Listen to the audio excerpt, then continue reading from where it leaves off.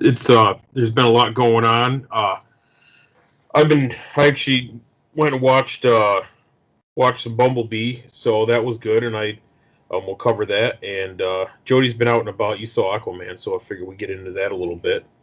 Um, and there's a few shout outs, I'll probably do those right off the bat here. House cleaning, if you will. Um, so we have our buddies over there at the McSauce podcast, and check those guys out. They're putting out a lot of content and they're big supporters of the show. So give those guys a listen, and you can follow them on Twitter, Facebook. I think they're on Instagram, so they're pretty much all over all the major social media tools. Also, we have Chadwick Sewett with the Element of Surprise. He's got a pretty constant presence on Facebook, and I think he is on. I'm trying to remember. I think he's actually using. What was that, Jody? What was that? What was our old host? Libsyn? Thank you. He might. Yeah, I think that's a Pittsburgh-based company. But anyway, it's not. No. Well, it's out of Pennsylvania, isn't it? Our friends from no, it's a national thing.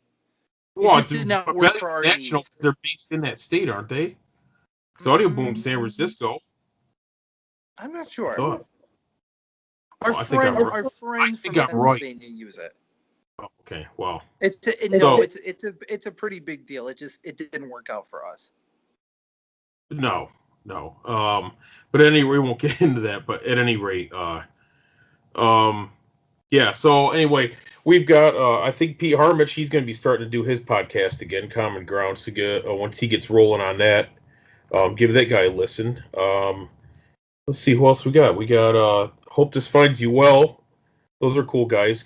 Those guys are pretty cool. I like them. They're pretty down to earth fellows, and they follow our show, and they like my posts of rotting pumpkins. So that was a lot of fun. Everybody likes those. Oh yeah. I'll probably make that a annual tradition.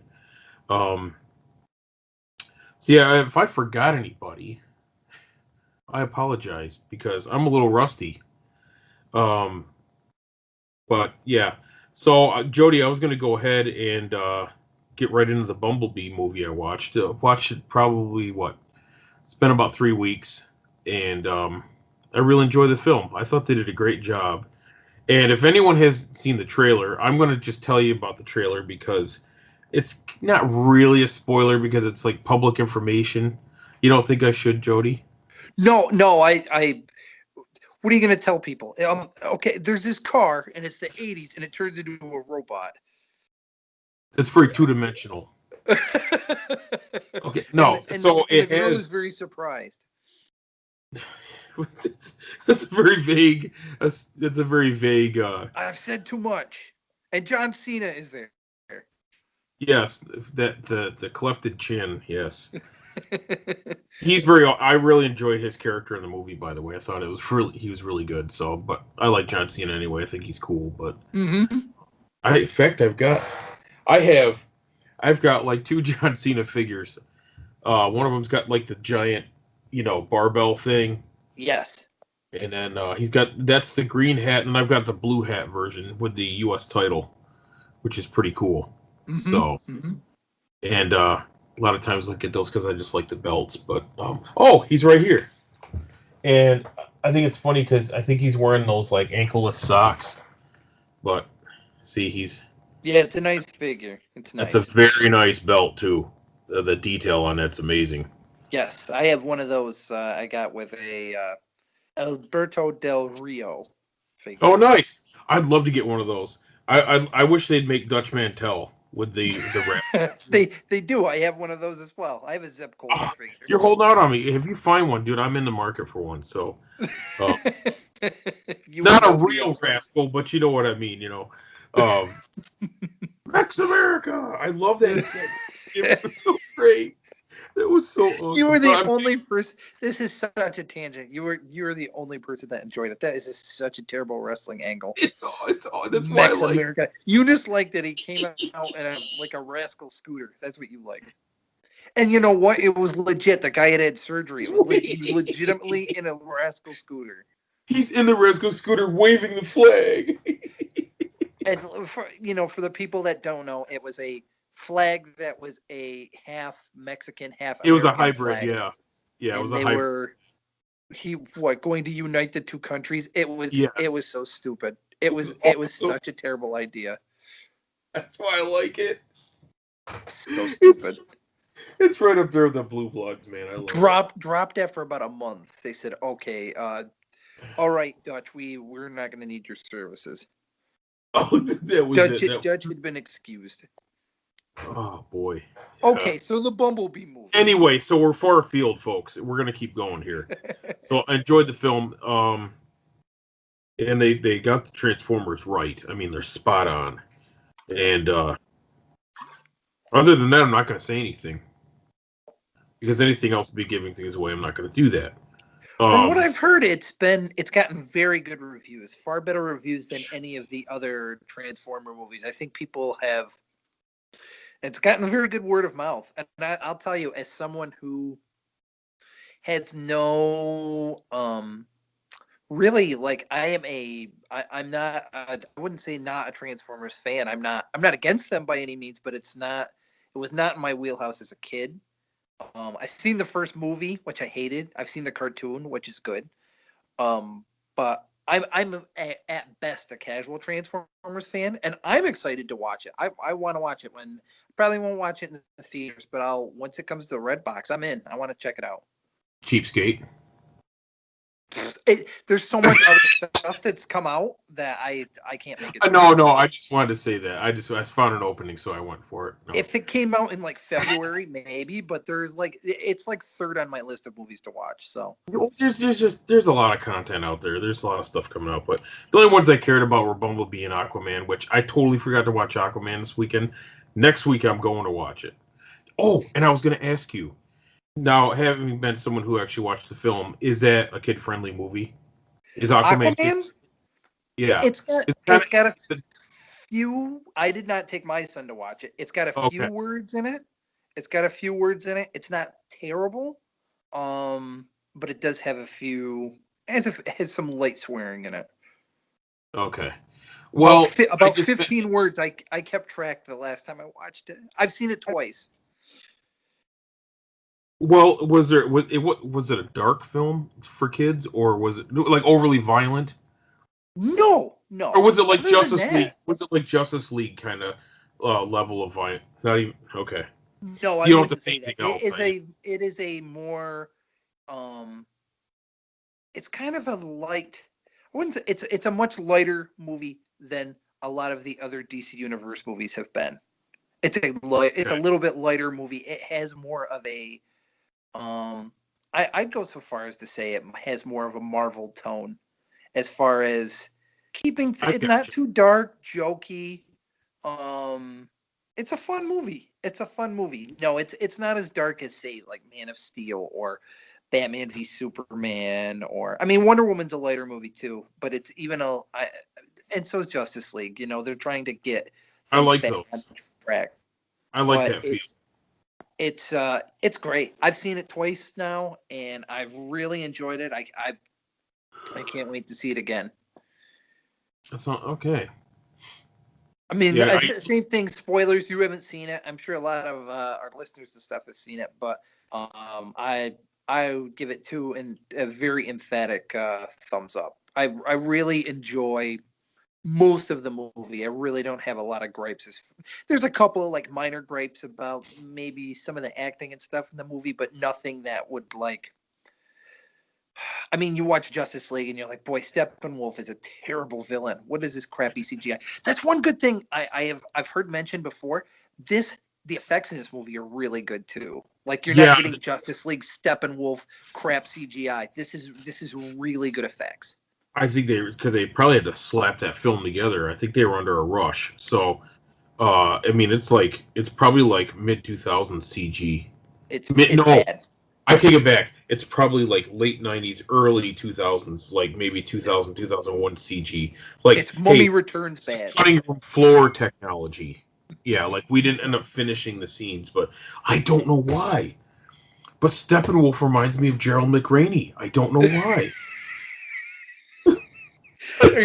You're implying that the Justice League fought Major Dad? Yes.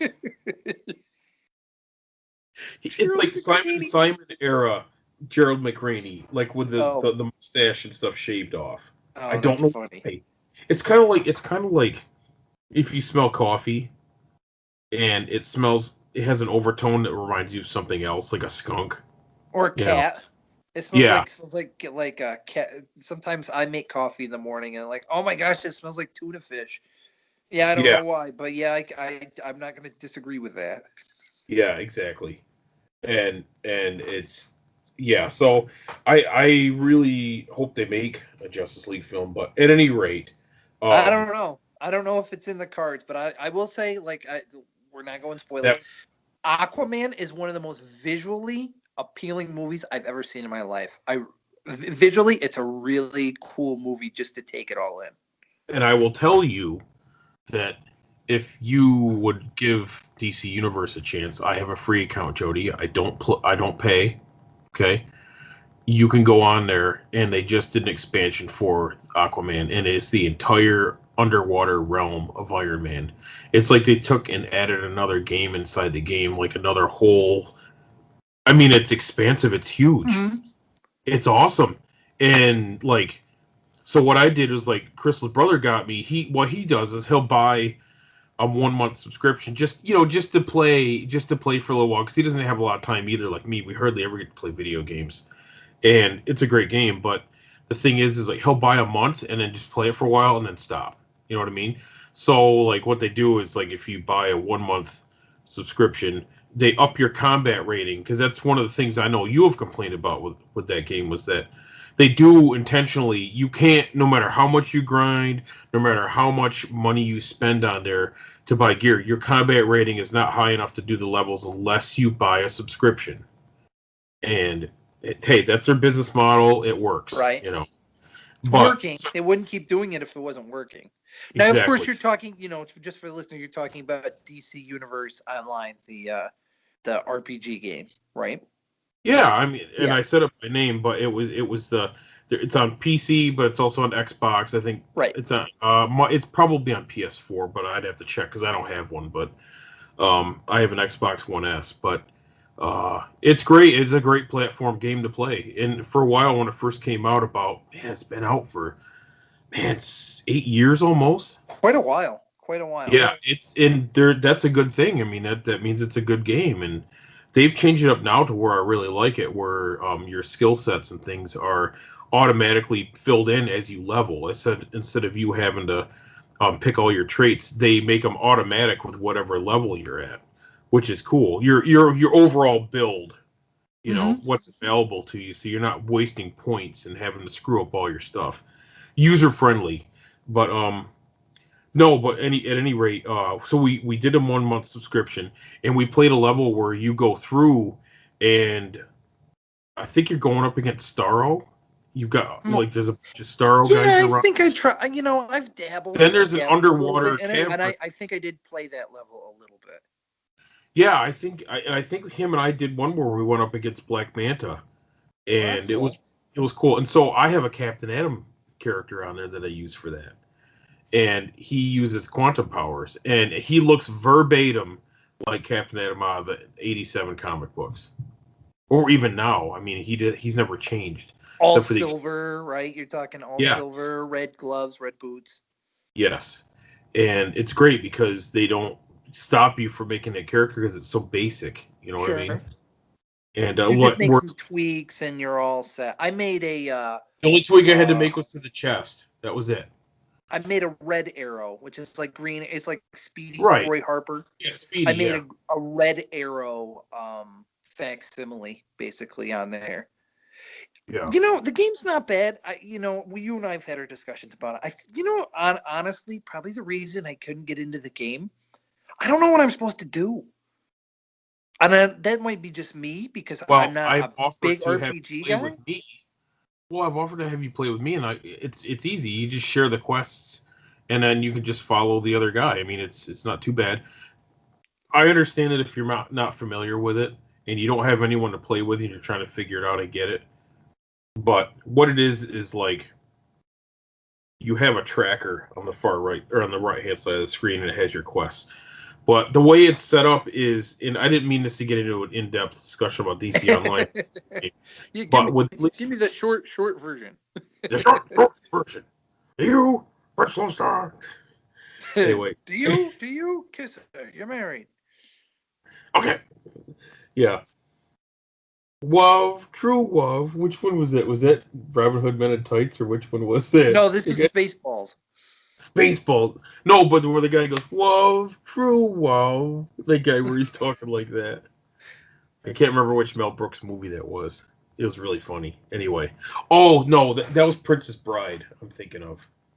Where the guy was talking like that. Anyway. Yeah, so the game is set up where you've got triggers on the controller.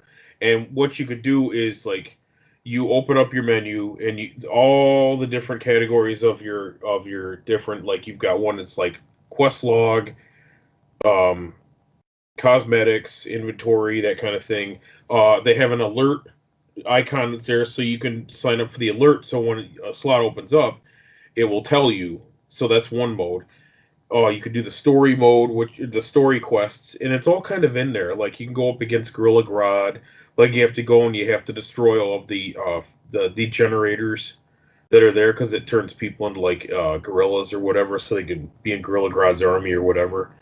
And the thing I like about the game that keeps me through all those quibbles is that like they have all the entire breadth of DC is represented in that game. They even have like Titans on like the Titans headquarters on the island, and they've got Ultra Humanite. They have all the obscure guys there, and it's great. And it's great because they're like Dwight Schultz is on there, and he does a bunch of voices on there. Like he does Martian Manhunter's voice.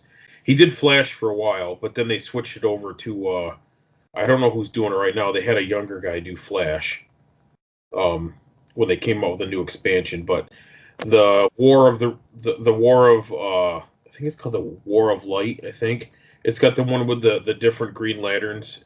That's the Yellow Lanterns and stuff.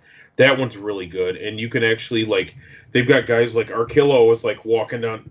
He's just walking down the street in a certain section, and you can go up against just you don't even have to be in a quest. You can just go up and start fighting the guy, and the powers on there are pretty cool. And so, and you can get they've got R&D and like exobytes and things you can slot in your armor, where you can like your power, like your ring will last longer and that kind of stuff. It's pretty cool. But definitely give it I definitely give it a 2 thumbs up because it's once you figure out how it is, it's a great game and you can just jump right doing it. I think that was something I needed somebody to just kind of tell me what's going on because it's very. I mean, I've played RPGs. There's certain RPGs I really like to play, but it was almost all at once, and it's kind of like I have no idea what I'm supposed to be doing. To me, the game's not overwhelming. an RPG. I don't know where I'm supposed to go. Right. Well, I can help you with that. So, because I've been playing it for like several years. So, if you're Yeah. ever interested, it's a lot of fun, Jody. It is. It's great. And I figured you're such a DC fan that you're Right. such a, and you're, I mean, it's, you know, all of these characters, you know, so I haven't seen a Big Sur yet, but I'm waiting for that, you know. Oh, that's like E-list. That's very low on the food chain. But they've got like Calypso and they've got, and they've got, Eclipso, you mean?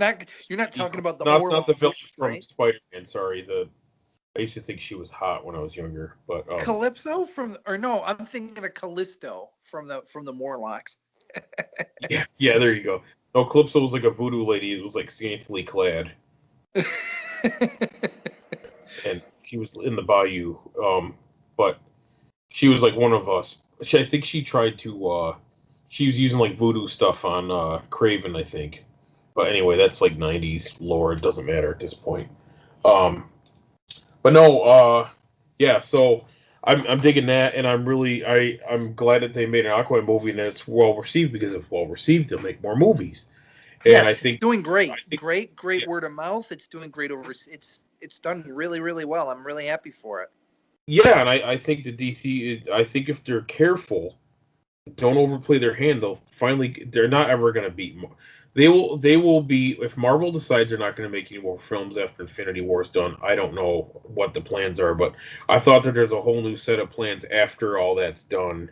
And obviously, Adam Warlock is going to get the gauntlet probably because they showed a thing in the comics he did, you know, and it took a meeting of all the high cosmic beings to get him to give it up. You know, like the In-Betweener and the Beyonder and all those guys were there. But anyway, yeah. So we'll see what happens with that. What is your so the next Marvel movie is Captain Marvel? What's your interest level for that? I have no interest in the Captain Marvel character. You probably watch it because it's I feel the same way. I've read. I mean, she's an old character, but a character that's really only come into prevalence maybe the last dozen years or so. I mean, it's a Marvel movie, so I'm sure it'll be great. I've not even watched the trailer for it yet. I'm not even going out of my way to see the trailer for it yet. It's not anything that really. It's not a prevalent character for me. You know what I mean? I want to watch It's not one of my Shazam. That's favorite what I'm characters. excited about. I want to watch. I'm sorry. What'd you say? I'm sorry. I want to watch Shazam. Is what I want to watch. Yes. Now that I'm excited for. I found a toy in Walmart today because I was taking my son down to get him an RC car, and because we our new hobby these days is racing RC cars out in our driveway. It's got a pretty nice driveway. It's all smooth concrete. It's awesome. And I found one Shazam toy in Walmart. What's it look now? Is it from the movie? Is it an Imaginext figure? Is it? No, it's actually, and I don't know if the other ones they may have just been sold out, but this is a $20. And I don't know if you guys can see that. Give it a second to adjust. Yeah, trying to get a glimpse of it. I had read about that online somewhere. Yes, I can. Oh, wow. Okay. Yeah. And the chest lights up. You squeeze the legs together, and then he talks. The arms moving, and his chest lights up. There we go. Now it focused. Now I had read somewhere online. Now this was probably within the last week that those were not supposed to be on shelves yet. They probably were not because I got the Infinity Gauntlet a week before it was supposed to be out. Mm-hmm. So I probably should have just picked that up while I was down there, but you know, if you don't need it, you don't need it. But I had read that. Well, I don't need it, but I want it. People had seen them on shelves and taken them maybe up to the register to have them paid for, and like these guys. And we're told they couldn't purchase them because they were not supposed to be available for purchase yet. Well, then I guess you need to go give your employees the wire brush because we're customers. It's not our job to go and have you tell us that. Well, sure. Well, I guess the movie's not out for 3 more months, so I guess you'd expect. If it's on, do you want our money or not? Yeah. You know? I got to tell you, I haven't bought any yet, but I've been looking them over. I'm not a big toy guy, certainly not as much as you are, but those Aquaman toys are really nice. Yeah, here's the thing. So today I went to Fred Meyer, which is owned by Kroger, which is in the old Kenner Toy Building, believe it or not, in Cincinnati. They own Fred Meyer now. They're like the overall parent company of Fred Meyer. And just a little sidebar there for you Kenner fans out there. I went there, and for $6.49, they have the 6-inch Aquaman figures. Oh, that's good. So I picked up black because normally they're $12.99. So I picked up Orm, I picked up Black Manta, and I picked up Aquaman. Right. Very nice. And it's cool, and I got them for Will because he loves Justice League, he loves Aquaman, and I will always support him being interested in comic books of any type. But absolutely. Yeah. So I got those for him, and it's really nice because I didn't realize until I took them out of the package, or he was opening them up, I should say, and they have cloth capes. Oh, that's nice. Nice. Orm's got, and it's really cool because on like Orm's cape, the silver, the back that you see on the back is silver. Underneath is red, and then it's just really cool. And then like Black Manta comes with a couple of accessories and everything, and then Aquaman's got that trident, you know. And for the Mm-hmm. price point, you can't beat it. And like William has all of the Justice League interactive figures, all of them, and we have the big Batman thing, that the big creeper thing or whatever it is Yes. that Cyborg hacks into and makes it climb up that wall, you know. And so we have that, and it's great because like those figures will fit in there because they're the same scale. So he's got that playset, you know, and everything, and so he's loving life right now. And I would rather have him play with action figures and sit there and play video games all day long because I want him to use his Amen to that, brother. Amen to yeah. that. And my daughter already just loves playing with toys. She loves like having tea parties and just she it's great. I mean, same thing with books. I'd rather have him read books all day long than sit there and play video games. But I mean, Amen. he's got a nice tablet and stuff, but we really try to keep that to a limit. You Sure. know? And there's a place for that too. There's a place Yeah, to play video games. exactly. There's a Why place to not? use your tablet, Yeah, have some variety. Have some but have variety. some variety. I feel My like you son's say acing like everything at the school. So we're good. I You feel know? like the toys, the action figure part is a bit of a lost art nowadays as far as I mean, I've known kids that didn't own any of that stuff. And I think, man, for me that was a big part of my childhood. That's what I did. I played with I'm gonna go play with my figures for like 3 hours and then I'll go Yeah. and then I'm gonna eat dinner and then I'm gonna get back to it and then it'll be time for bed. Like that's a big part Yeah. of my childhood, you know?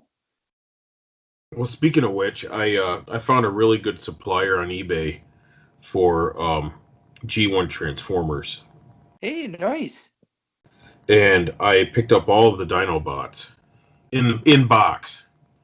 Are these reissues? I know that they're doing are they originals? Are they reissues? They're reissues. But they're exact reissues I mean, even the little red thing, the little red indicator that reads the box, the Mm-hmm. little bar graph.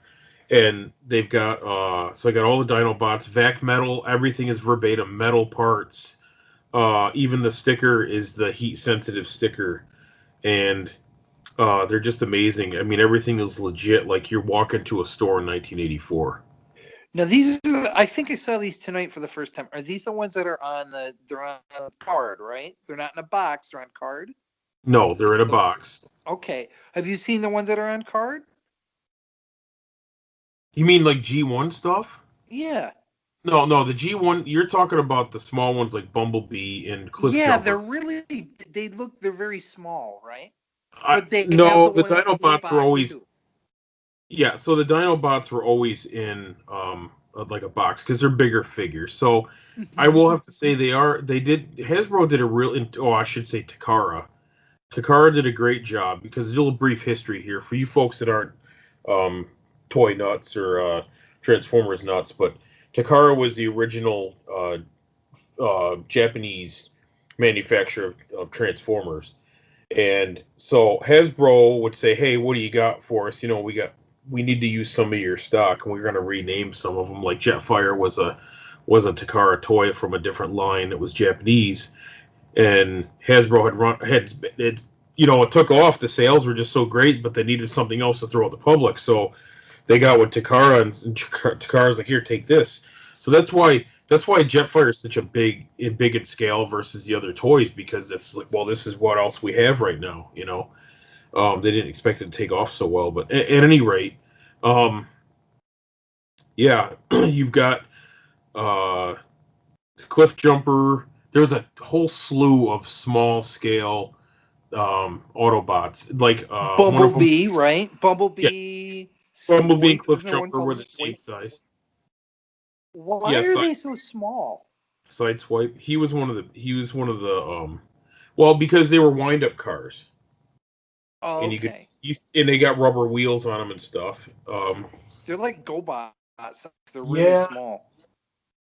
and I could have swore that I had a Bumblebee on card around here somewhere, but it's yeah, they're small and they're really easy to transform, but they Right. remind me of those cars. Remember those cars we had like fifth grade where you could put a penny in the back?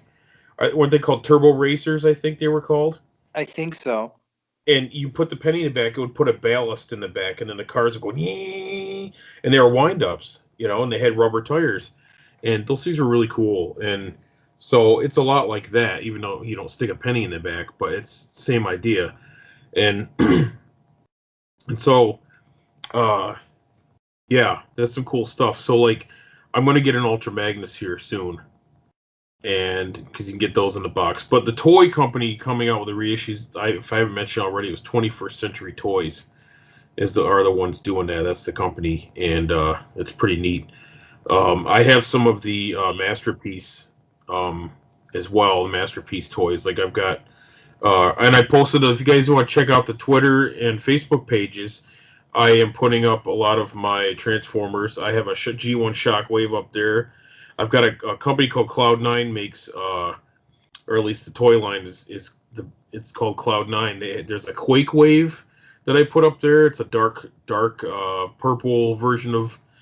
In fact, I got the box here. I've got it's in the other room, but this is the box, and you'll see Cloud9 is on the box, and then there's the Quake Wave, and he's like a souped up version, a much larger version of the G1 toy, and it's pretty cool. It lights up, It's got the chest lights up, the cannon lights up, and the little scope there in the little light in his head lights up, and it's metal. It's got metal. The silver parts of his leg on the side are metal, as are his feet. So it's real sturdy stuff. And I plan on spending about between $50 and $60 for one of those. They're not too like ridiculous. The quality is really good versus spending over $200 an inflated price for a Masterpiece figure. They're the same figures. They're just the same quality as the same, and it's like they're actually better. The ratchets, because like the arms and the legs and stuff, they have like ratchets. They make a ratcheting sound, and they're pretty sturdy. So it's a great time to be alive for a Transformer fan. And but I'll give you guys a little buyer's tip.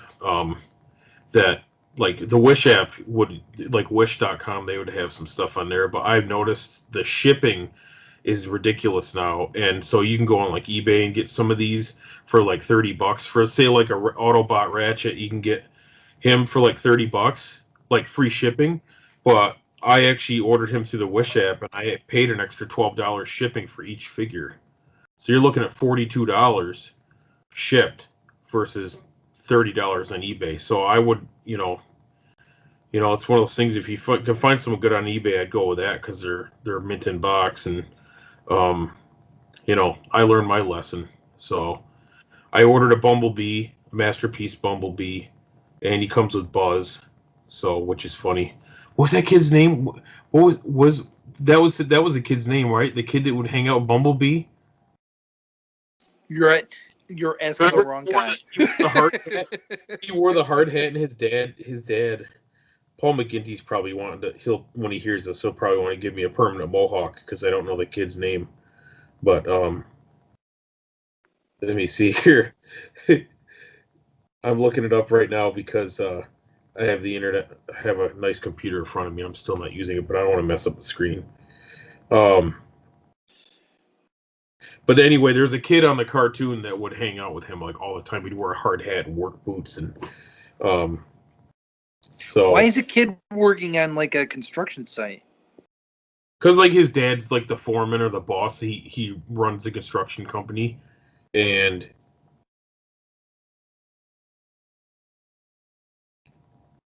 I'm just trying to find this kid's name because it's Spike. I just figured it out, Jody, and I never made this connection. His last name is Wiki. Like that. Oh, nice. Even I get that reference. Yeah. And Spike, sorry, it's not Buzz. Why did I call him Buzz? That's stupid. This isn't Home Alone, So at any rate, I'll see if it, because I'm just on the Wikipedia here, just seeing if it would Um, huh. Looks like that kid ends up on one of Cybertron's moons. Wow. Anyway, after the Decepticons conquered Cybertron. Oh, that probably happened in the movie. Yeah, because they're talking about Unicron's attack on Cybertron and stuff. Like Bumblebee survived that and remained in action during the leadership of Rodimus Prime. Yeah, that's all the movie stuff. Um, at any rate, so yeah, he comes with that kid, and then I ordered a set, all three Insecticons. So the Insecticons have there's a beetle, there's a grasshopper, and then there's like I think the other one's like a hornet guy. Yeah. Those are like now. Do you like these, or are you just getting them because they're reissued? They sound like the Rock Lords of Transformers. No, they were on the first season of. No, they're major characters from the first season of Transformers. And so like they're like like they had the Insecticons, and then the Transformers actually created the Dinobots. They actually built them. They weren't from Cybertron, and so they kind of like the Dinobots are kind of like the response to the Insecticons, and so like a lot of the characters that are kind of followed through the continuity, especially for like the Michael Bay movies, the Bayformers or whatever, they're not on there. But then until later on, was it the third Transformer movie? They have the Dinobots, like Grimlock's on there, and that kind of stuff. So was it number 4? I think they show up with Mark Wahlberg. It's that movie. I actually like that film. It didn't bother me. And I'm sure Paul McGinty probably disagrees with me on that. But that's okay, because I choose my own wit. Like I've said, Jody, I like what I like, and I for my own reasons. But I felt it was a solid film. Yeah, because they've got those, and then I ordered because I've always wanted these when I knew a kid that had one of the Insecticons, and they're mostly they're metal, but they've got some cool like features on them. Like they got like this clear yellow plastic that's on there, and they're just neat looking. So I ordered a Megatron Masterpiece, and what else did I order? I think that was it. Because see, the whole point is I'm decking these out for William's birthday, for like he wanted a Transformers themed birthday, so I just went hog wild and bought a bunch. And I'm like, well, if we're gonna have this big birthday bash with like 40 people in the house, I'm gonna deck it out in G1 Transformers and Masterpiece figures. We're gonna do it right. These are decorations. These are it's decorations. Don't touch them. That was the pitch. I think we did a Batman birthday a couple of years ago, and we don't need to buy anything. I have all this stuff in the basement. Let me go get it. What do you want me to bring up? Yeah, because I have a Batman dip bowl. Let me go get the Batman chips and dip bowl. Nice. Yeah, because it's like show you guys these things, and I've got. Now he's getting serious. He turned the lights on. So here is the Walmart release of Devastator. This one's pretty nice. If you're watching the video, it is the Devastator. The Walmart, and there's the Insecticons on the back, Jody. See, they're attacking Grimlock's got one of their legs. I think it's funny that the dinosaurs are flying because they ended up doing that in robot form later, but not as dinosaurs. And you got there's Jetfire, and you've got some. Let's see, that is probably it just occurred to me that Shockwave. It just occurred to me that I'm not a dinosaur fan or a Transformers fan, so Grimlock can go sit on a peg for all I care because I don't sit on a peg. So here's the. That's what you were talking about. Yes, yeah, that's what I saw tonight. They were in, at least at my Walmart, they were at they were in like the Hot Wheels section. Is that where you found them? Yeah. I've been looking for these. I couldn't find them. That's where at least at my store, that's where they kept them today. Because they're I about wish the same size. Did you just see those today? Yeah. I guess I'm going to Walmart tomorrow. Yeah, they had Bumblebee and Swipe and whatever. Maybe one or two other ones. Cliff Jumper was the Jeep. I think this one had a lot of Swipe and a couple Bumblebees. Oh, but white Bumblebee, Sideswipe. Sideswipe is probably your thing. I think it just said Swipe, but I might be wrong. And here is everybody who's not watching. That's pretty cool. This is the Optimus Prime G1 with the trailer. That's nice. That's very nice. You know what? That's one I'd buy. I'd buy that because he's very nice. It's about $40. It's not too bad. Well, forget it then.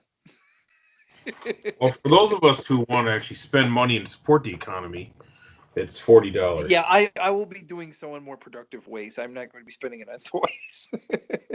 Well, these are going to be for upcoming toy reviews for the show, so I have a multifaceted purpose for why I'm buying these.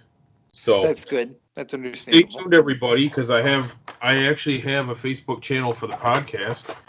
Check out Case in Point on YouTube. I believe I have some Star Trek video. Some of my gameplay from Star Trek Online is on there.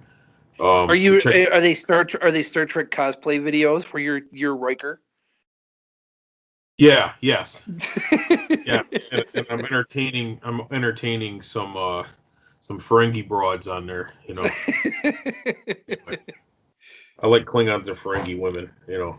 I'm entertaining the emissary and. Oh, sick. Very nice. You know what's funny? I don't even know what that means. I just know the emissary. Yeah, I don't know crap about Star Trek either. You're saying crap out. You're entertaining Benjamin Sisko. Is that what you're saying? Because he's the emissary from Deep Space Nine. I know the emissary and gold press latinum. Like that's it. Those are keywords. Those are Star Trek buzzwords, I think, right? And I know Q, and I know Robert Picardo, and I know Rene Auberjonois, or whatever his name is.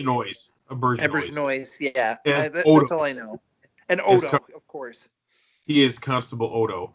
I prefer to think of him as Odo from Police Academy 5, but that's okay. But no, don't forget Kai Opaka. I don't know who that is. But I am a less than casual Star Trek fan as well. Yeah, I'm pretty hardcore with that stuff. Yes, you people ought to see these group. You people, I have been included in, and I'm like this. I don't know anything about what they're talking about. I don't know. I don't care. It's very entertaining, and these are some real deep cuts. Yeah. I don't blame you, because if we start talking about, I don't know, something else that I would know a bunch of crap about, then I certainly cannot point fingers. So if we're talking about obscure members of the Green Lantern Corps, then okay, I'm in. Right. Yeah. It's once we start talking about tachyon grids and quantum singularities, we lose Jody at that point. Yeah, science does not interest me. I'm out. Oh, I love science. I love science fiction, I should say. I don't like science. I don't like science fiction. I didn't like my science teachers. I don't like any of that. I like knowing that the Earth is protected by a magnetic field holding back the solar rays. I don't even care. I'm a nuts and bolts guy, man. I want to know how stuff works, you know. Not me. Don't care. Just as long as it works. I'll find somebody to come fix it for me once it breaks. Yeah, I'll fix it for you, Jody. That's fine. I won't charge anything either because you're my buddy. I appreciate that. Friends don't charge friends. No. Oh, it's a friend price. It's sure. And then they break it and they don't fix it right, and you still owe me for my time. No, it was a friend price. No, you know what? I fart your general direction. It's over. That's it. My credit is good. But as I just felt like saying that made no sense at all. But you ever hear people say like, "My credit is good"?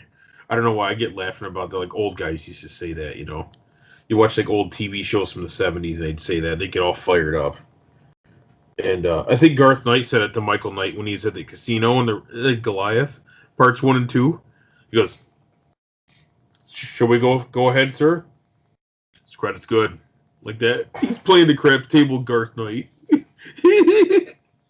That's funny. 50,000. 50,000. They pass. 50,000. They don't. Like You, that. you know what I've been watching pretty steadily since Christmas. It was a gift to my wife, Christmas gift, and we have been watching. We started with season 3 of Murder She Wrote. We've been watching a lot of Murder She Wrote lately. He's that town cop bailing her out. She's got no Who? business. Tom Bosley. Tom Yes, Bosley is the town cop. Yes.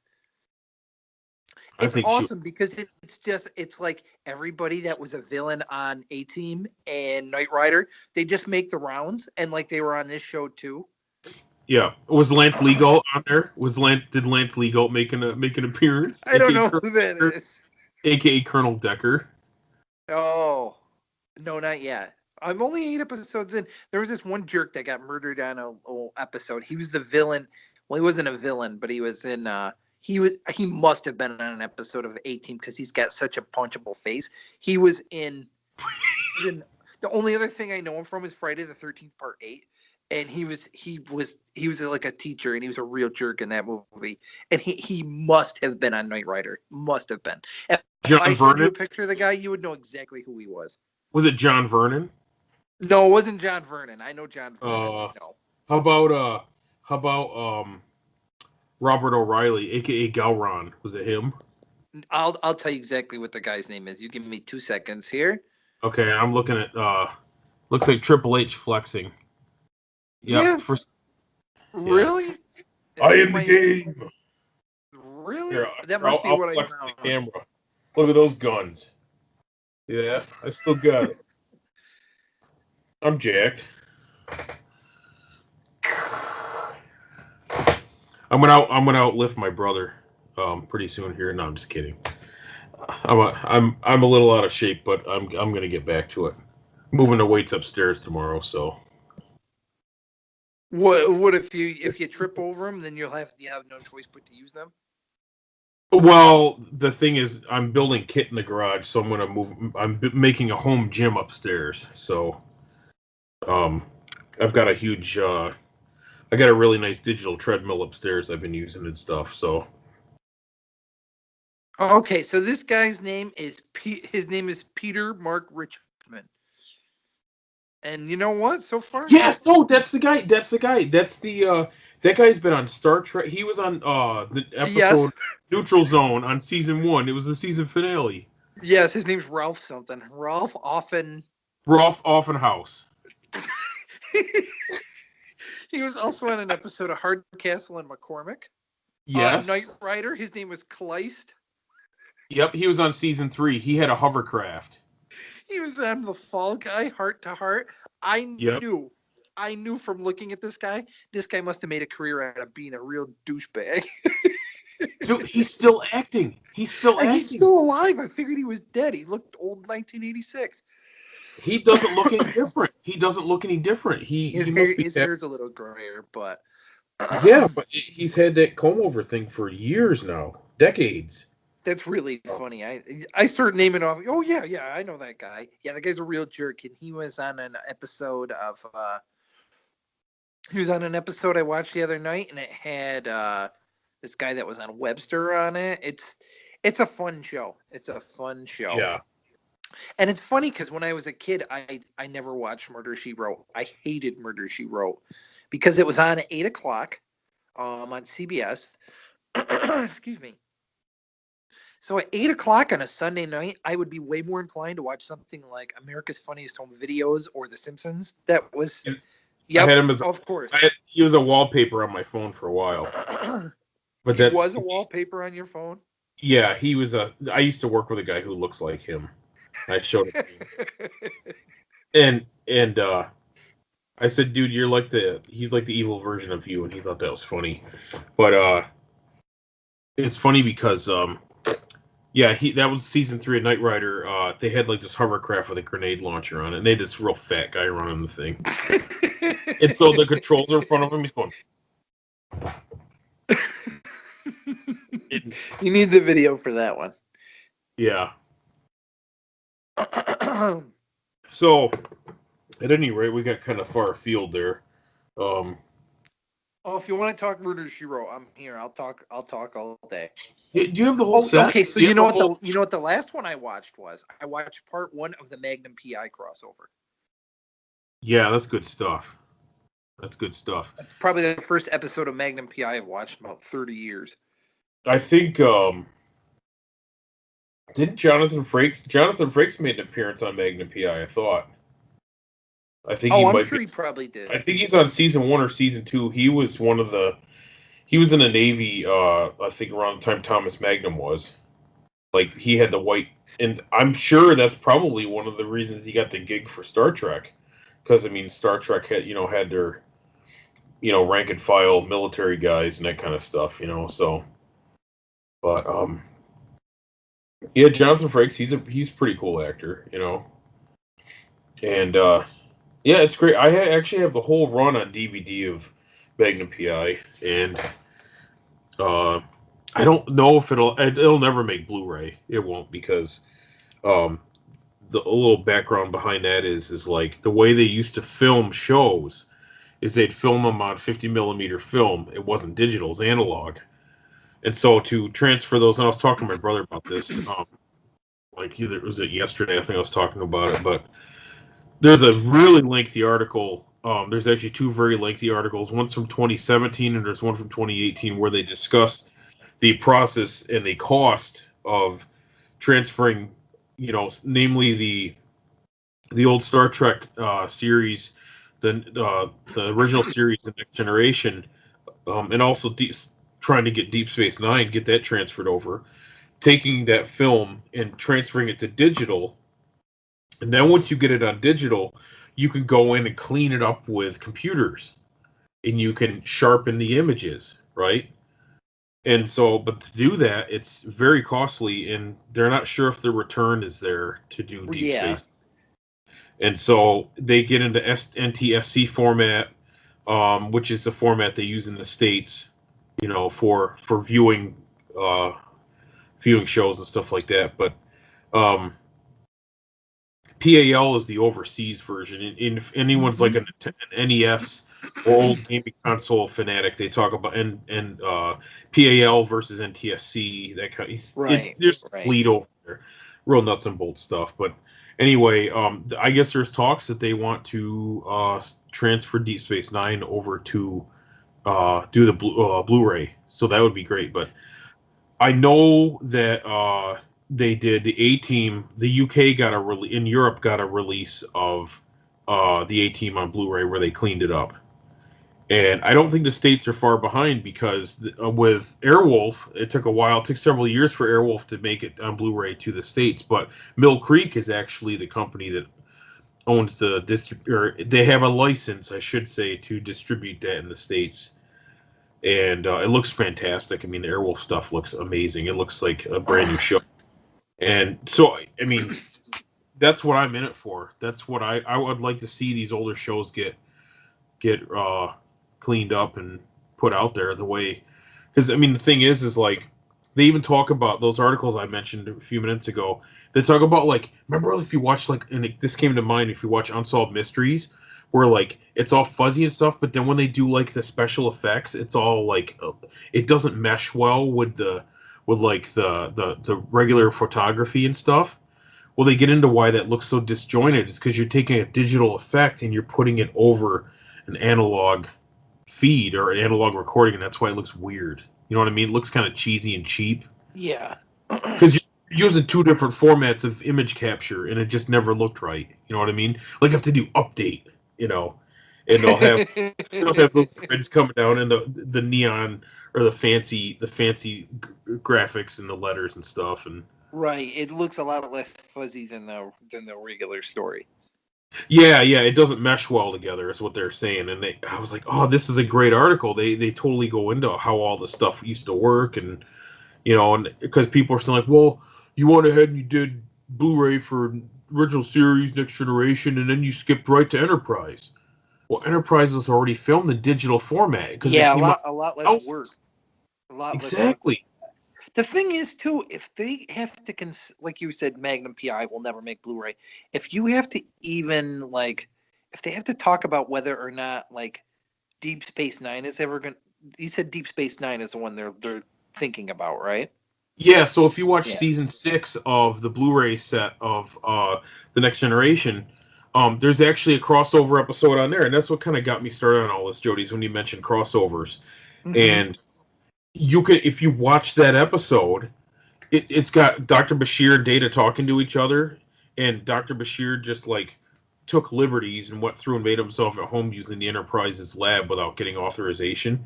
And it's funny because you'll see the Enterprise docked at Deep Space Nine at one of the upper pylons. The pylons are the devices that actually dock the ship's dock at. Like if any of the listeners have ever seen that, they kind of arch up. I think there's like 3 on top and 3 on bottom or something like that.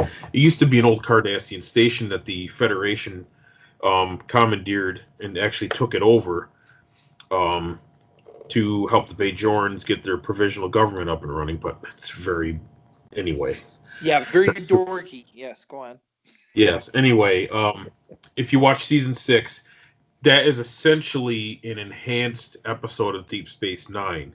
And so what you'll see is details that you can't see watching the DVD sets of Deep Space Nine because it's so fuzzy, right? Sure.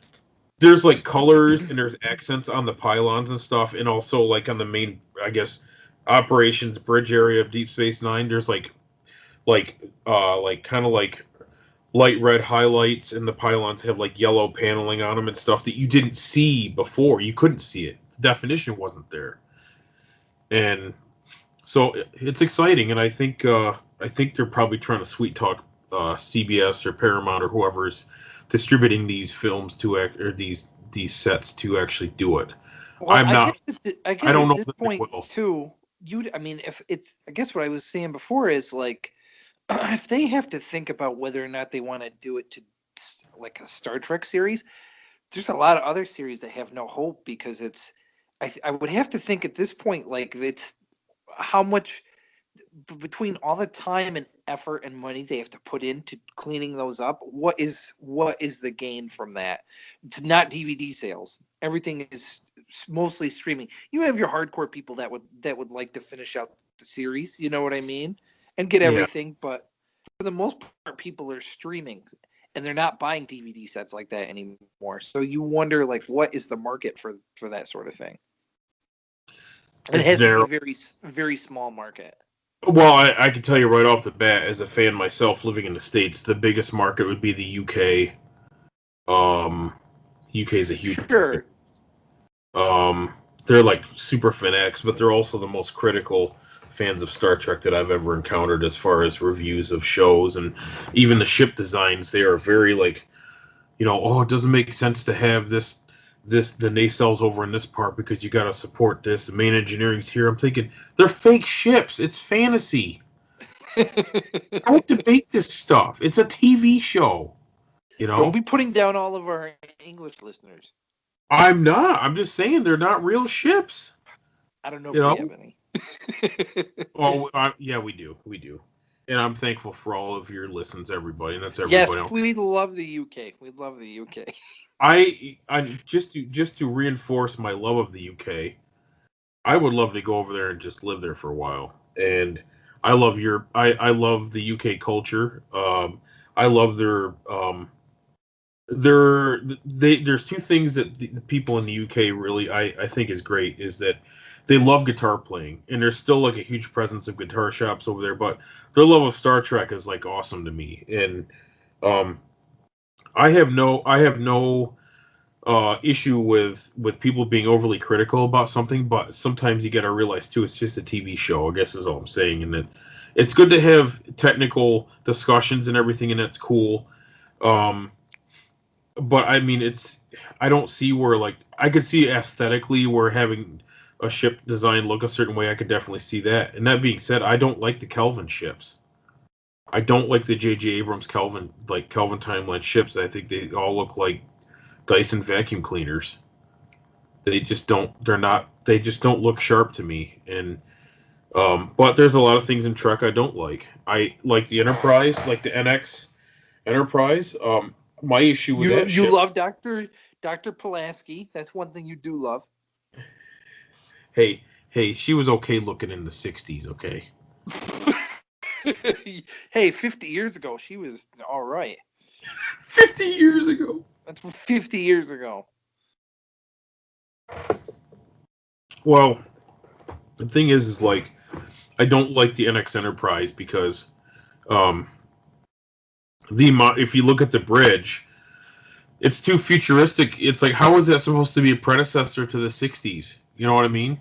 Because the 60s Star Trek, it all looked like a 1960s bowling alley with like the really primitive backlit graphics on the readouts and stuff. And Well, that's you the watch, problem they run into with any of that stuff that's supposed to be a prequel, is trying to make it yeah.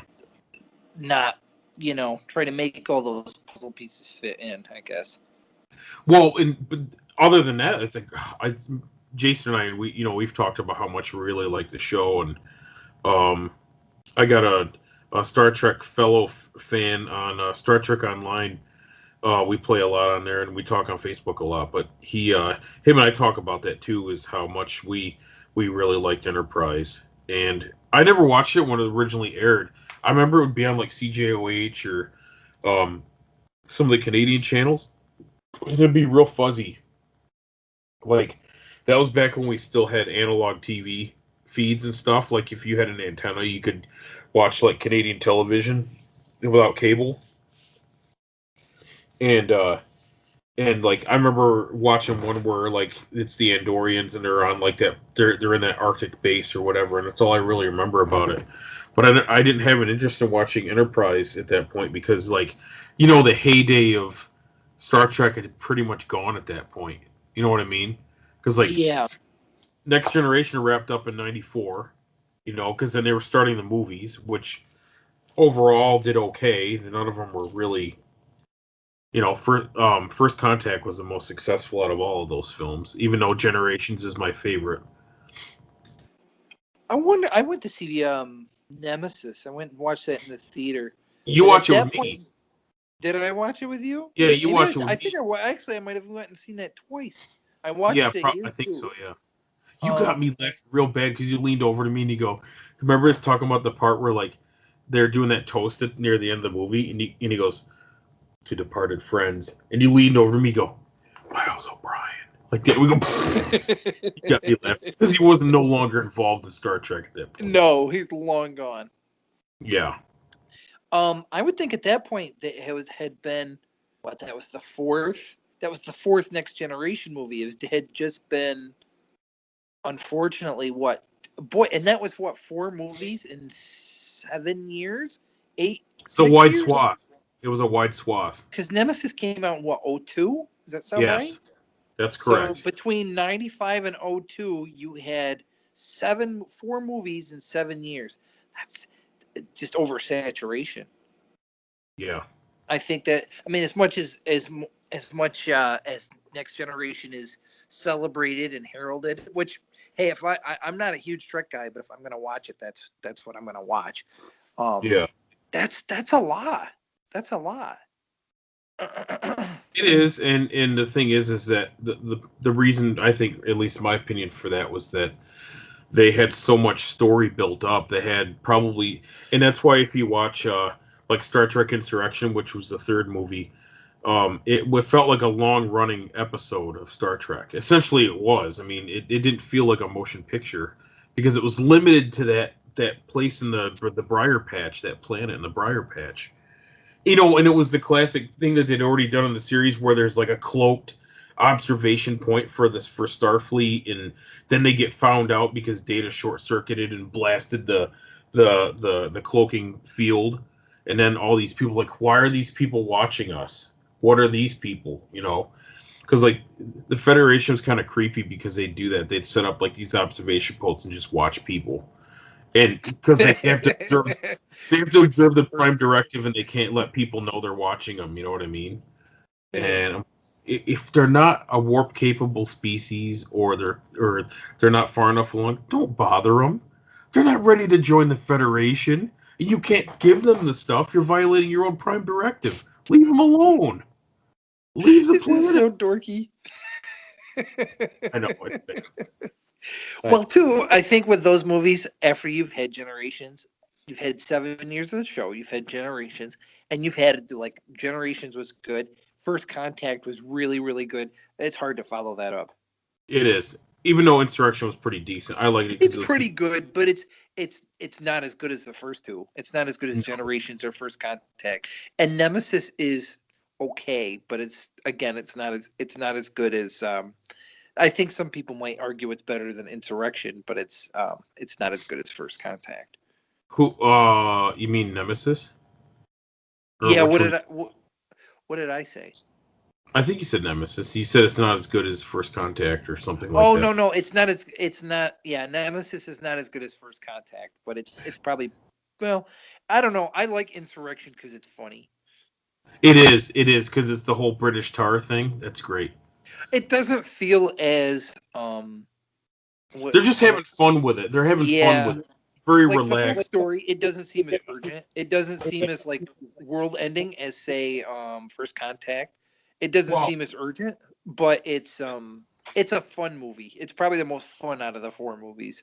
and that's because the I believe it was the director or someone who was involved with the Blade movies actually did that. Oh, okay.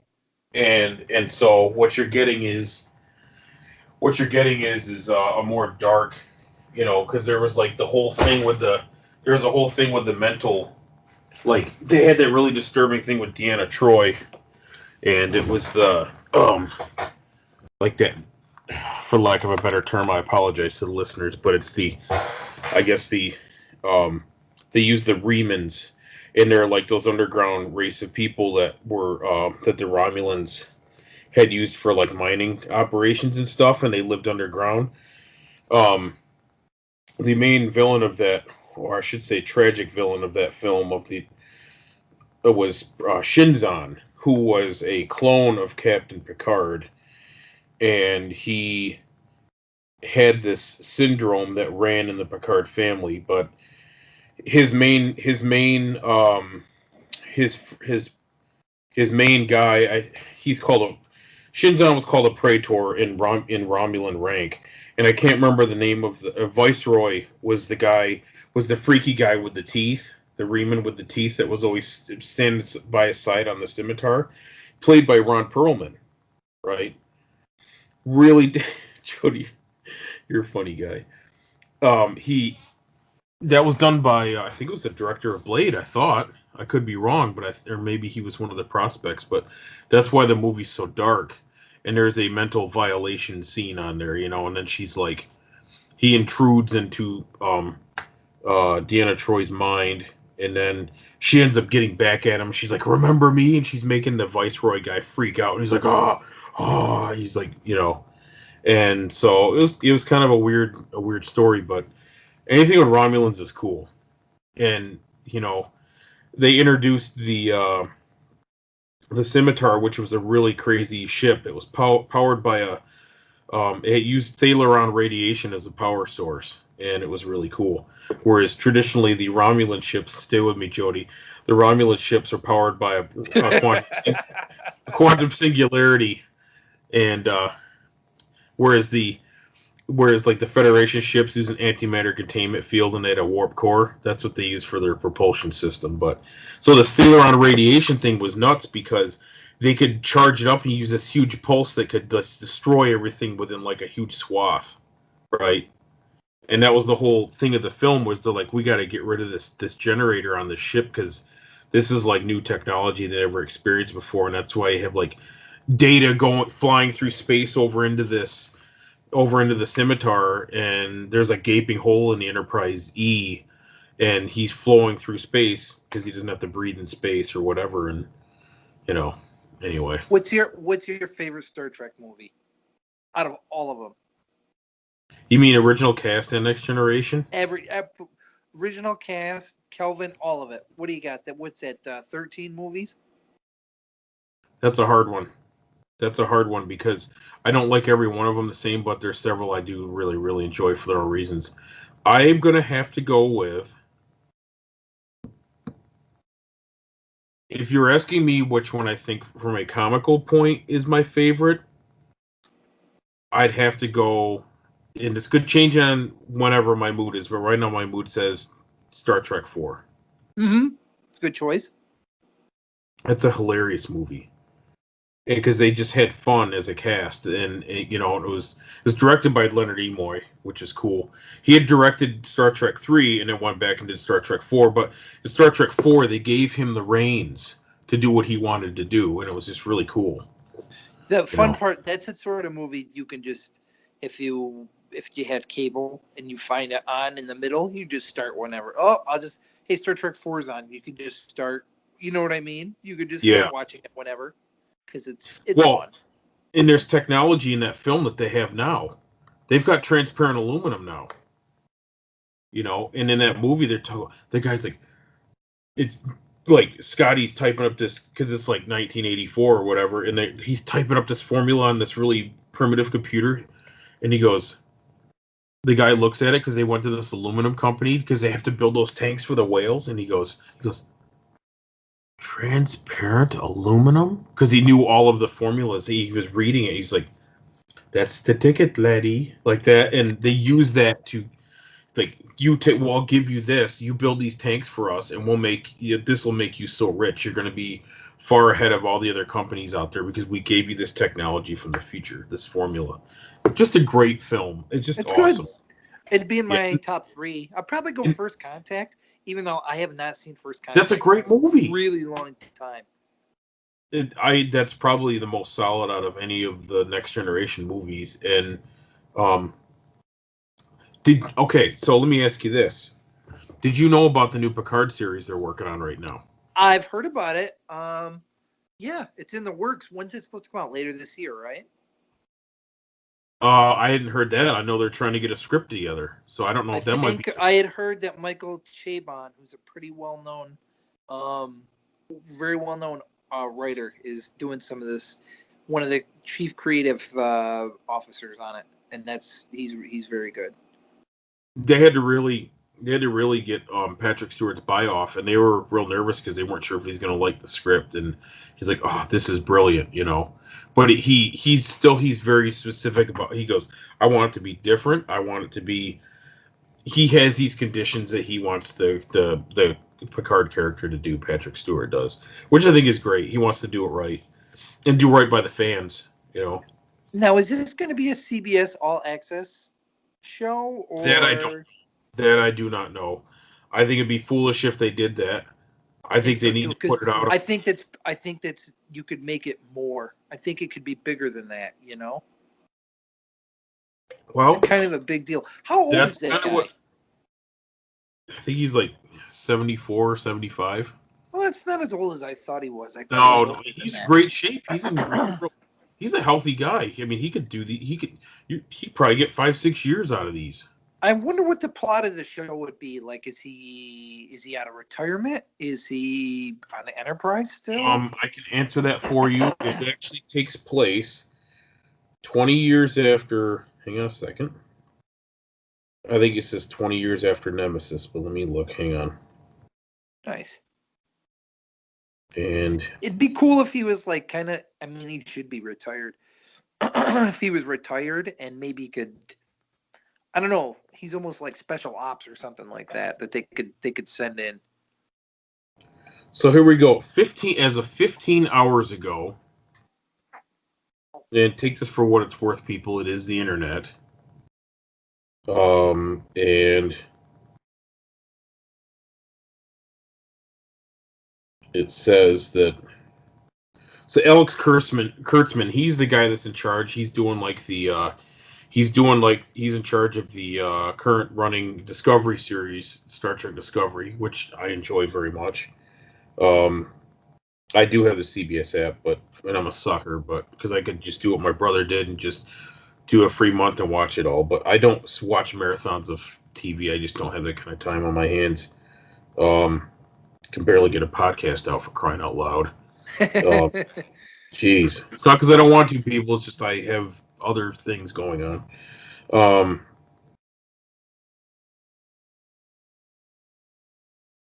it looks like it says details about the new series are scarce, but it already appears as if Picard won't be overseeing the personal and political problems facing his crew and the cosmos in the style of The Next Generation. Kurtzman did add, however, that anything could happen when asked whether some of the old TNG cast would show up on the new show for a cameo or two. I did hear that they might be pulling in some of those guys. Of That's course they star would. power. You got to have that star power there. Quite how the Calvin timeline will be woven into the Prime timeline still baffles us. I just don't know about that, Jody. I don't feel that the Calvin timeline stuff is strong enough to be interwoven into these because TNG is a beloved uh, uh, series and continuity. The Calvin thing is hit or miss with people, and I mean, they got what 3 movies out, and then they called it quits. It just doesn't. Is the current now is is the Discovery, is that Kelvin? Jason and I have talked about that, and I it has the feel of Kelvin timeline because the ships look so different, and they are very futuristic, and the bridge designs are very similar, in my opinion. Some people may disagree with that, but in my opinion, they're very similar to the Kelvin timeline style bridge, like the Enterprise. The way they're laid out, the consoles are real futuristic. I would have to say that's a good possibility. If you're bringing back Picard, though, well, here's the thing. If you're bringing back Picard, I don't think you can do Kelvin. I think you have to do the original timeline. But if you're doing I agree. I don't think they should be screwing with that. Can't It's do not that. strong. It would You're going to confuse people. Yes. You're going to confuse people. You can't do that. But I guess it's almost like they have to make a decision. Do we want to continue with the Kelvin stuff? Because at this point, I don't think the Kelvin stuff's going to happen anymore either. Everyone that was involved for the most part, the people that were involved with the principal actors of that movie have all moved on to other things. The Kelvin timeline is going to be very difficult. You have one actor who is no longer with us. You have Chris Pine, who's moved on to other things. You have Zoe Saldana, who's moved on to other things. Zachary Quinto, he's fine. He's got nothing going on. He would be happy to be Spock. But other than that, and you can't have Spock Prime. You can't have Prime Spock anymore because unfortunately he passed on. But now I will add that I enjoyed the reason I really enjoyed the Kelvin timeline movies as far as the Vulcan aspect is because you got to see young and old Spock talk to each other. Yeah, that was cool.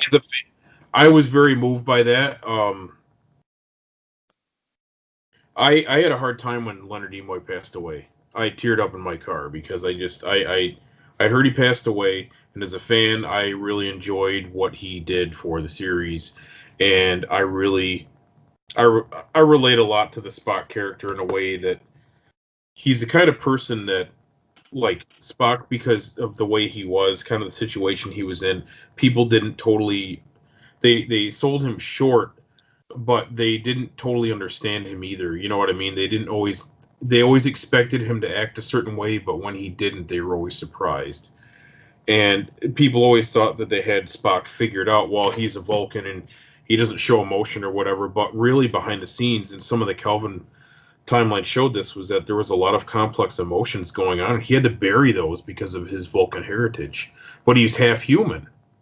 His mother's human. So you get into a lot of that, and I really enjoyed that. And but the thing is like to see see Leonard Nimoy in the newer movies as Spock was a big thrill for me.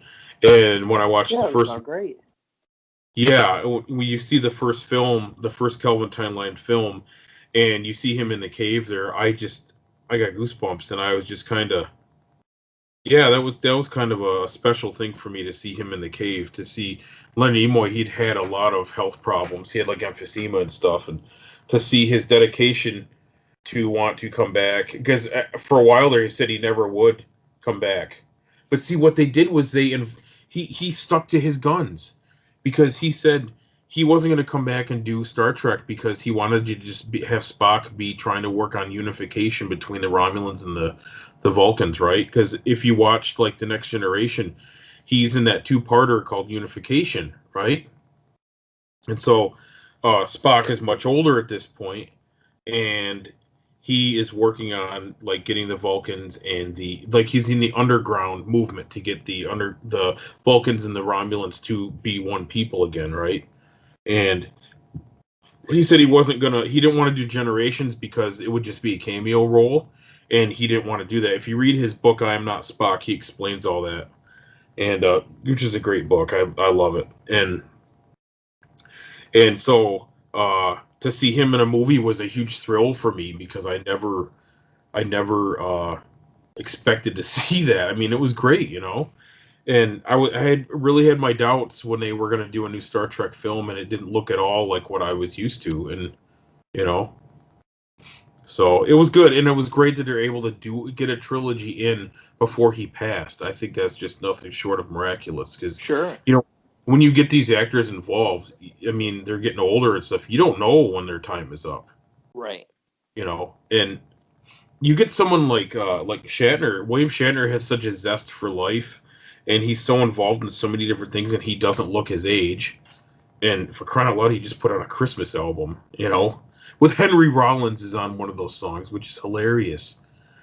And never thought I'd see that pairing. And so I really enjoyed that. And just seeing it. I actually have a Hallmark ornament where the two of them talking and stuff. He's like, because like young Spock's like, "Are you my father?" And he goes, "I am not our father," you know. And they had that really nice send off speech, you know, and and so it was a real genius thing to have them have Spock on there because it involved the Romulans. So they're like, we knew if we want to get him on the show or on the movie, we're gonna have to involve the Romulans, and we could draw him out and have him involved that way. And I think it's really cool, you know. So I was disappointed to hear they weren't going to do any more Star Trek films in that way, but then when I had heard that they were going to be doing some other things on the smaller screen, I was like, okay, this is great. And then Mm-hmm. at this point, you know, Discovery had come out, and I was kind of disappointed that people weren't digging it. But like you said, I mean, when you just make it exclusive to sell an app, I think the guy responsible for that, I don't think he's working for. I don't think he's involved anymore. I think he might have parted ways. I think I saw something on YouTube about that. But You could do that with certain shows, like the DC Universe app has a Titans show on it that's to sell the app. You can do that with that. You can't do that with Star Trek. I think Star no, Trek is a big enough property. You're selling yourself right, short.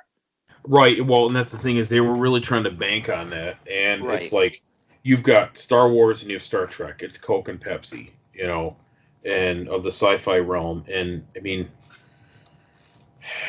And yeah, I guess Disney's going to do the same thing with their new app coming this year with Star Wars shows and Marvel shows, but it's Disney. I think they can get away with it. There's a lot bigger package.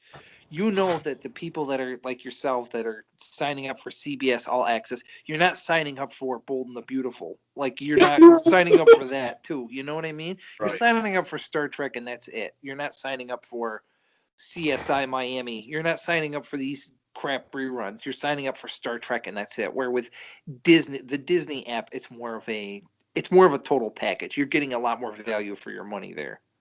Oh, there was something else. I think we were watching Undercover Boss on a CBS app, and that's about it, you know. Yeah. And I think Hulu's we're watching the newest episode of Hoarders. Yeah, we're watching those too. They actually got Crowbar on there. I saw an episode with remember that Canadian band Crowbar? They've been around for decades, but No. I know them from All Metal I know is Mix. Harlequin, Yeah. April Wine.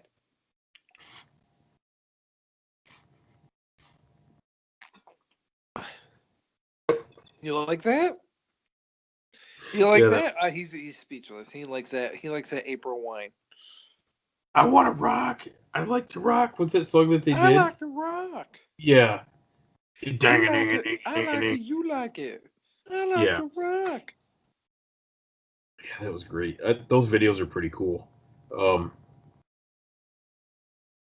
yeah, so yeah, and one last thing about the Kelvin stuff was that that was the first movie series for Star Trek that didn't have a TV series behind it, to start things out. So that's another reason why it's not the most solid. I think is that there's no history there. Mm-hmm. A lot of people see it as a reboot, not an add-on or like an expansion of the Star Trek lore, which is what they're trying to do now, though, because with the Star Trek Online video game, the current expansion right now for the game is actually Star Trek Discovery, and you can go and like Tilly's on there, and she's on there, and you can start a character from that timeline. I love the weapons on there and the phasers. The weapon systems on those ships are very similar to the Kelvin timeline because if you see the Enterprise, it's got like those cannons on it as opposed to like phasers like the Enterprise D, where it's like it's like a steady stream, like a phaser bank. These are like cannons, and they're going pop pop pop pop pop pop pop pop pop like that, and it's pretty cool. Yeah. So we'll see. The new season starts up here pretty soon, and Mm-hmm. they've already lost some characters. Some of the characters they killed off, but they've already incorporated the mirror universe already. So it turns out the captain of the Discovery, the one that started out in the first season, he was actually from the mirror universe. The prime captain or whatever, they don't know where he is. He could still be alive somewhere. So what they're doing right now is they're taking the characters and they're swapping them between the mirror universes, and you don't know who's who yet with some of them, and they could so the actors will probably still have work because the way the storyline is set up, they're still existing somewhere. So you really have to watch the show to know what they're doing. You can't just it's not a casual watch, it's linear. You know what I mean? Well, sure, and it being on an app, you're gonna watch all the episodes anyways. You're gonna be Yeah. all in or nothing at all. You know. Yeah, they've been doing the quick 20-minute shorts. I've heard To of keep, that. they're pretty good. They're really good. And so yeah, they're really decent. And so I think they're changing some things up though. Like the Klingons are gonna have hair now. They didn't have hair before. And yeah, it's like so like the some of the Klingons are gonna have hair now, and it's all braided and stuff. And then Captain Pike Captain Pike is going to take over the Discovery, so now he's got two ships he's responsible for because they don't have a captain right now because the captain got killed. The guy who was from the Mirror Universe got killed. They don't know where the real captain is. He's because like the one guy was in like the agony booth because like it was great that they pulled that whole source material and that theme from the original series, like Spock with the goatee and stuff. They're like evil versions. They're just all out to get each other. So, and if you see in regards to comic books, I'm actually reading the next generation comic book series from IDW is Terra Incognita, which takes the mirror timeline or the mirror universe. And so Lieutenant Barclay, who's played by Dwight Schultz, Lieutenant Barclay has actually gagged and bound the Reginald Barclay that everybody knows in his quarters, and he's masquerading as that Barclay, and he's trying to get certain events to take shape so that he the mirror universe can kind of screw with stuff. So I'm reading that right now, and I'm really enjoying that. So IDW, you guys are doing a great job with Star Trek. It's great. You had the Green Lantern Star Trek crossover, which I still want to read, which is pretty good. I'll have to get that in Yeah, trade. you should get on like you probably find that on Amazon. You would really dig it. I think it's good stuff. Two Yeah. there's two miniseries.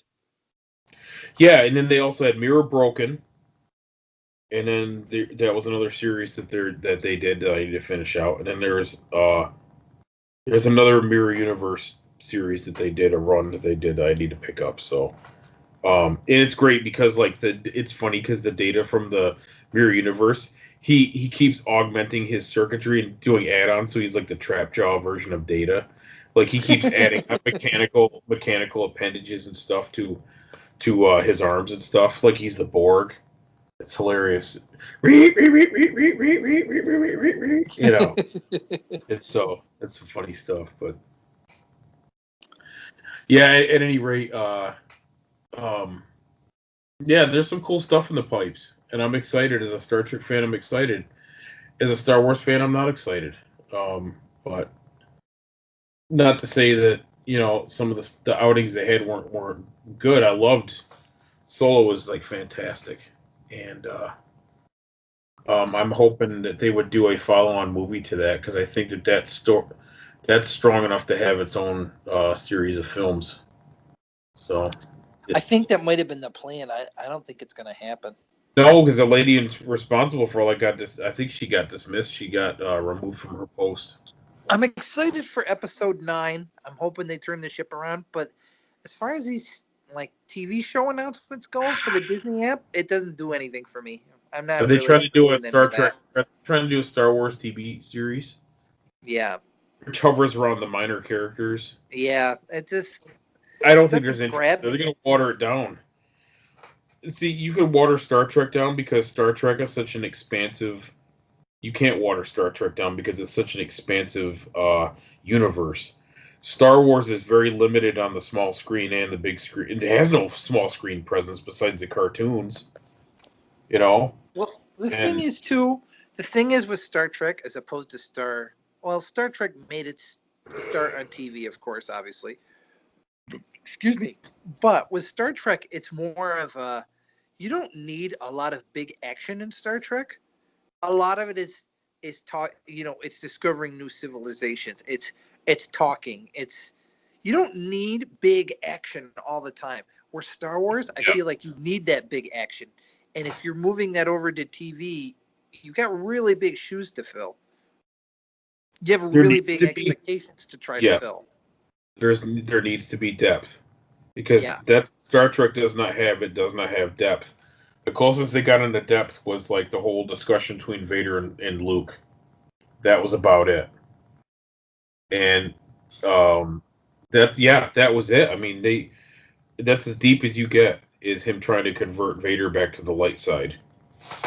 And it's not really too personal. It's more like, well, you fight the dark side and come back to the light side. That's about as deep as you get.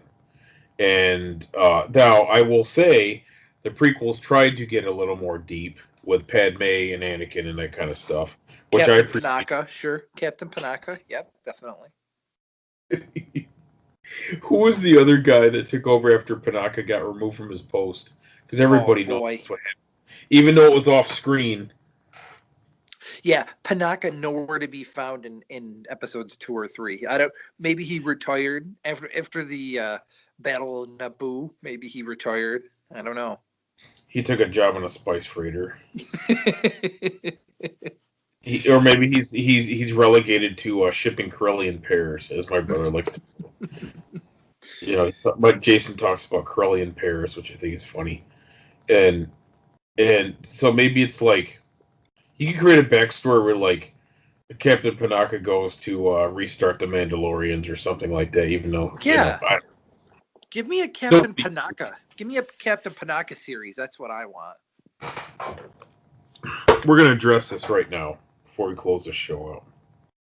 Let's find out where Captain Panaka went. Let's see if there's some kind of fan fiction that talks about Captain Panaka. Oh, don't dig too deep. You might get into fan fiction you don't care to read. Yeah. Captain Panaka and Rico Lee. Not good. Here's Captain Panaka with no hat on. I think we've already struck gold here, buddy. He's handsome.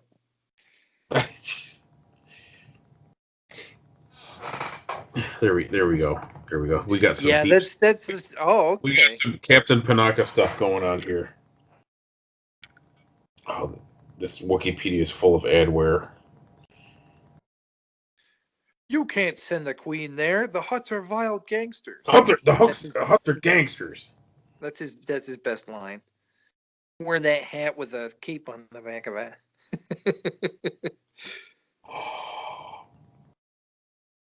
Whoa.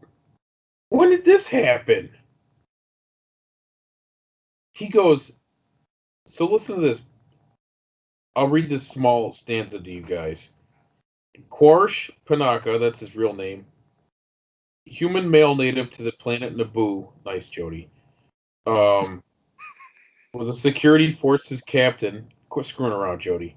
Who served the Royal House of Naboo during the final years of the Galactic Republic when the Trade Federation invaded Naboo in 32 BBY, whatever that means. Panaka fled the planet, accompanying Queen Padme Amidala to Tatooine and the Coruscant before ultimately returning to Naboo in order to liberate their homeworld. He later acquired the title of Moff during the rise of the Galactic Empire. He's a turncoat. He was assassinated by Saw Gerrera's partisans in 3 BBY. Oh yes. Oh, so he would have became a moth. He became a moth? What it says. Huh. This is according to the Wikipedia. And Saw Gerrera killed him. Wow. Yeah, which obviously never happened on screen. I'd like to know what obscure novel this happened. You know. Somebody wrote an entire novel based on Saw Gerrera. That's what I don't want to read. I think it's funny that Panaka became an Imperial operative. That's hilarious. I'd rather read about. Oh, yeah, that's pretty interesting. I'd never heard this because he just in the movies they don't talk about him. You know. No, he just kind of disappears. I'd rather read about an entire season of moisture farming on the Owen homestead than. Dude, he's wearing an Imperial uniform. I can't see it, but that's pretty cool. Anyway, you guys can check that out. So you guys just Google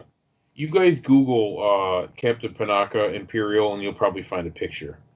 And that's not a plug. Oh, there's Saw Gerrera, everybody. There he is. Everyone's favorite Star Wars character, who is a seat-stealing hog, who, you know, what will you do when they catch you? And that scene was never shown in the movies either. That was part of the trailer, which did not make it into the film. Good. Less Saw Gerrera, the better. Yeah. Are we ready to wrap up this show? We're wrapping it up because you're tired, so old man. So you're. No, I'm okay. I'm good. Yeah, well, Jody and I like to have discussions after the episodes because. We know you guys typically like 10-minute podcasts, not ones that go an hour and a half to 2 hours long. But anyway, 10 minutes. Well, I think there's a 10-minute podcast out there. I think it's got like, I think it's got that guy that did the Will Sasso. Yeah, that's the one, Will Sasso. They talk about like they do that thing with Steve Austin, like Maplewood. Alderwood. Yeah. So yeah, that one. Some guy sent that to me. It was kind of funny. And anyway, cause you'll hear Steve Austin talk like that, and you don't expect to hear that from him, but he's like, "Take and get some tomatoes," just like talk about like breadless, or just like vegetable something, and there's no meat or something. I'm like, I don't know. Anyway, it was on. One of his podcasts, he was talking like that. I was like, really? You do? Like, big weightlifter, But so, anyway, folks, yeah, that's going to do it. And Happy New Year, everybody. Jody, you got anything to add? Yes, I'll be appearing at the Winter Garden Theater, Cats. Winter Garden Theater, now and forever. You can have a card table set up. You going to be doing a photo op with a card table set up like Virgil? Nice gloves, Jody. And then now for any of the viewers, I'm wearing gloves and I'm wearing a toque because I'm recording in my basement and it's at best I'd say about 60 degrees down here. So I wanted to be toasty. 3 degrees out, and it's about 3 degrees outside there, huh? Yeah, it's like negative out right now. It's not warm at all. It's not going to be. I wanted to be nice and toasty, so I figured I'd put on my brand new toque and my gloves. In my neck of the woods, it's not going to get any cooler than 35 degrees. So that's an all-time low at night. So it gets in like the 50s during the day. So We usually is not that warm here, so we usually get some snow, not a whole lot because we're in the desert, but we're in like the high desert, so Cascades are like a couple hours away, but at any rate, it's enough for the weather report. Yeah, thank you. Yes, and for those Jim of you, Cantori here. 20. see us native North Country folk, Northern New York folk, we call winter hats toques because it's French. Okay, Jody is 30 miles in 30 minutes from Canada, and the rest of the country does not call those toques. Oh, and I still call them toques because that's what they are. Okay, and people call them beanies. I never do that. I would call it a winter hat before I call Over it. here on the West Coast, they call them beanies. No. And I said, that sounds ridiculous.